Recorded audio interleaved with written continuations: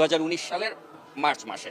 এবং তখন আপনি জানেন যে একটা যে রাতের ভোটের নির্বাচন, ওই নির্বাচনের পরে আমি আসলাম এবং আমার আসার পেছনে একটাই কারণ ছিল যে আপনাদের মূলধারার মিডিয়াগুলো তখন আসিফ নজরুলের কোনো সাক্ষাৎকার প্রচার করতে পারতো না। তা আমি এসেছিলাম যে স্যারের একটা সাক্ষাৎকার আমি নিয়ে আমি প্রচার করব। তো আমি আসলাম, এসে আমি আসিফ নজরুল স্যারের একটা সাক্ষাৎকার নিলাম এবং ওটা আমি প্রচার করলাম। প্রচার করার পরে আমি কিন্তু রেগুলার প্রতি বছরে দুবার করে বাংলাদেশে আসতাম। তো আপনারা জানেন যে আমি পুলিশ নিয়ে সবচেয়ে বেশি রিপোর্ট আমি করেছি। তো পুলিশের ভেতরে সব খবর আমার কাছে চলে আসে। তো তখন আমাকে এসবি থেকে জানানো হলো যে ভাই আপনি আর ভবিষ্যতে বাংলাদেশে আসবেন না। আমি বলি কেন?